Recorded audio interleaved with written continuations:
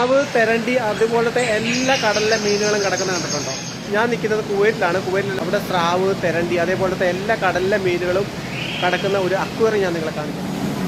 കിടക്കുന്ന മീനുകളെ കണ്ടോ? അവിടെ ടണൽ കണ്ടോ? ആ ടണലിൽ കൂടെ നമുക്ക് ഉള്ളിലോട്ട് കയറി എന്തൊക്കെ മീനുണ്ടോ അതെല്ലാം നമുക്ക് കാണാം. ഇതുവഴി നമുക്ക് കയറി അതിങ്ങനെ വഴിയാട്ടോ. ആ വഴി കൂടെ ഇറങ്ങി ഇങ്ങനെ ഓരോടത്തെ കയറി ഇറങ്ങി നമുക്ക് താഴെ എത്താം കേട്ടോ. ഒന്നും പ്ലാസ്റ്റിക് അല്ല കേട്ടോ, ഒറിജിനലാണ് ഈ നിൽക്കുന്ന ചെടികളൊക്കെ.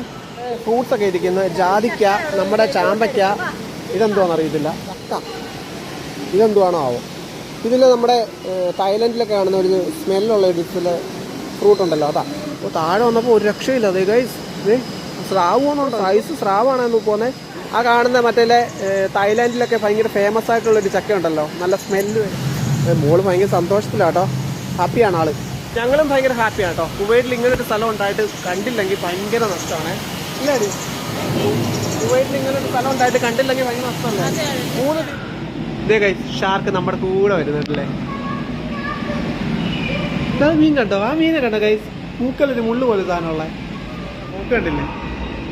അതെന്തൊരു മീനാണെന്ന് അറിയത്തില്ല. അതേപോലെ വേറൊരു ടൈപ്പ് മീനത്തോടെ ട്രവല്ലി ഇഷ്ടം പോലെ ഉണ്ട് കേട്ടോ, ഇഷ്ടം പോലെ ട്രവല്ലി ഉണ്ട്. ഇത് നമ്മുടെ ക്യൂട്ട് ഫിഷ് പോകുന്നുണ്ടോ?